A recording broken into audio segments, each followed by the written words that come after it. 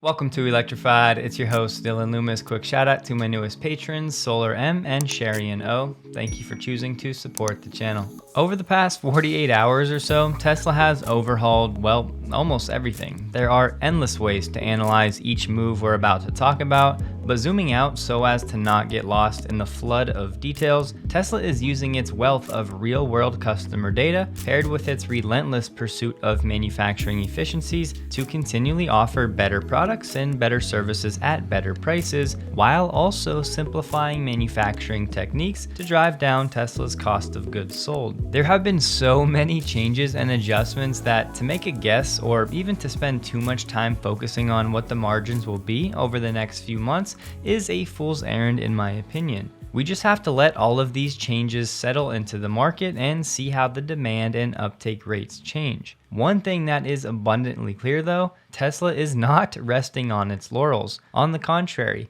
it's taking an executioner approach to everything, pushing and innovating as if its life and future is constantly on the line. We're watching real time how a decade of innovation at Tesla has given them the ability to make changes like this that no other company really has. And just in case any of us need the reminder, Cathie Wood just said Tesla, because of its positioning with AI, is the only auto company or tech company that has designed its own chip for autonomous driving. This is not an autoplay. This is an autonomous taxi platform with software as a service like margins, to which Elon said, accurate. I'm sure most of you have seen the new Project Highland finally revealed. Rob did a good job of covering the details last night, so I'll just quickly fill in some of the gaps. Overall though, Tesla has clearly upscaled this vehicle, refined it, and made it more luxurious, adding features that many luxury vehicle shoppers had been complaining that Tesla didn't offer before. Most importantly though, I have to ask, has anybody checked on Warren Redlich? Honestly though, I firmly believe this will result in a major uptake in Model 3 sales, as this car has far more improvements than even the most bullish of us were expecting. Even the little details like now offering ultra wideband or UWB rather than just regular Bluetooth. There's also improved cellular and dual band Wi-Fi connectivity, which will result in 10x phone key performance, 50% better cell signal, and 2 times the Wi-Fi range. Established the Model 3 as one of the best values at its price point with a more mature, upscale look and feel, and over time, we'll learn more about what these changes mean to the Model 3's cost of goods sold. We know that the Model Y is on track to be the world's best-selling vehicle of any kind without a refresh like this, and if Project Juniper turns out to be real toward the end of 2024, that will of course be super exciting. But now the Model 3 is a much stronger value proposition, and to bring back a phrase we haven't heard in a while, this car should sell like hotcakes. Going forward, if you hear Project Mario in relation to Tesla, we're talking about Giga Mexico. Tesla has presented its environmental impact to local officials for the factory. Step 1 before construction can start will be Tesla getting the land ready, and they talk in the proposal about scaring away certain fauna, some of the local animals, and rescuing some of the flora in the area. And the governor said hopefully the largest factory in the world will start operating very soon, operating meaning construction. In a recent interview, the Malaysian Prime Minister Anwar Ibrahim was asked what he did to get Tesla to commit to its location rather than some other countries that have been courting Elon and Tesla for a while. He said, I made it clear and blunt to him to say he doesn't need to worry about all the nitty-gritty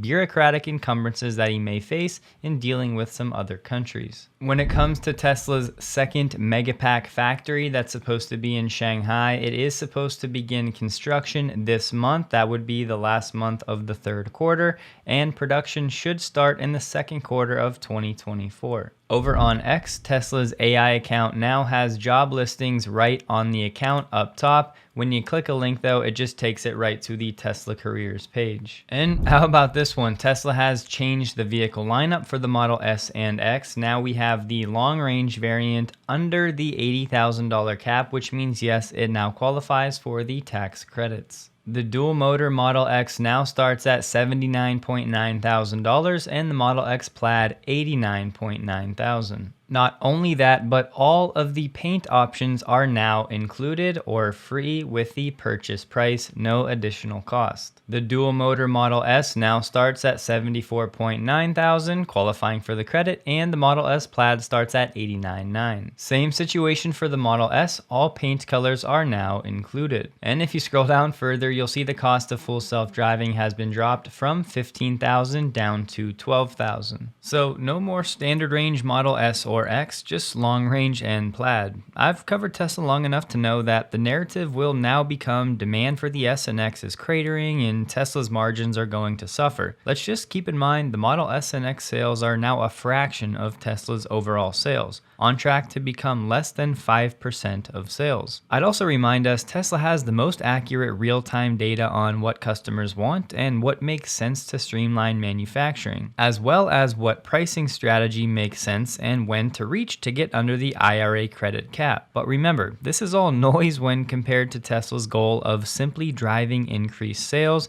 increasing volume production, and expanding the fleet on the road so that when autonomy is solved, that many more customers will end up purchasing Tesla's FSD package, whatever they decide to charge for it. And the bigger question is, how will anyone really compete with a Model S selling for $67,000 after the credit and a Model X going for $72,000? These vehicles won't ever be large volume vehicles for Tesla, but they're still their halo cars, and Tesla will continually make changes to ensure they remain excellent value buys in their respective categories, staying a few steps ahead of the competition. And yes, some folks really will just want something that's not a Tesla, but their anti-Tesla sentiment is really going to be tested as Tesla continues to make everything better and more affordable. And the FSD price drop is very clearly a move to get more people on board. If you rope them in now, show them the benefits of the software, they will be much more likely to pay the higher price when Tesla solves for robotaxis. This will of course increase the adoption rate, which should help to offset any short-term impact to margins. But remember, with so much changing so fast at Tesla,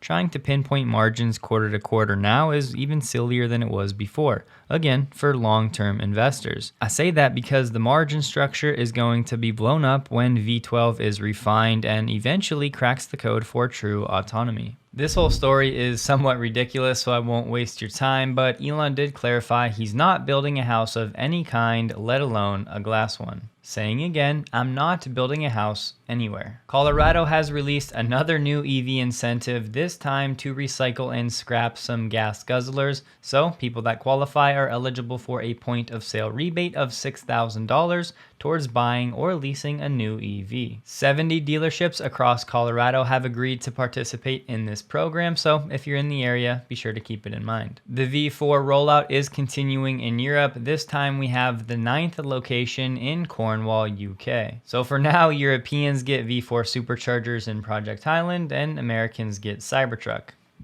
Today, the UAW has filed unfair labor practices charges against GM and Stellantis, saying both of these two companies' willful refusal to bargain in good faith is not only insulting and counterproductive, it's also illegal. Stellantis responded saying it's a claim with no basis in fact, and we're disappointed to learn Mr. Fain is more focused on filing frivolous legal charges than on actual bargaining. GM made a similar statement in response, and yes, you may note that Ford has been left out of these unfair labor charges. I still think a lot of this is just going to be negotiating tactics, but we are down to 2 weeks to the deadline. The Biden administration is making up to $12 billion available to automakers to retrofit their facilities to make EVs and hybrids. The administration said this funding will help existing workers keep their jobs and have the first shot to fill new good jobs as the car industry transforms for future generations. And unfortunately, in addition to full BEVs, this financing can be used for hybrids and hydrogen fuel cell vehicles. For now, it's unclear which companies will get this money and how much, but I would imagine they can start applying and then certain companies will be chosen and the grants will be dished out. VW has founded a new project dubbed Electrify France, where they'll focus on chargers for VW's commercial vehicles,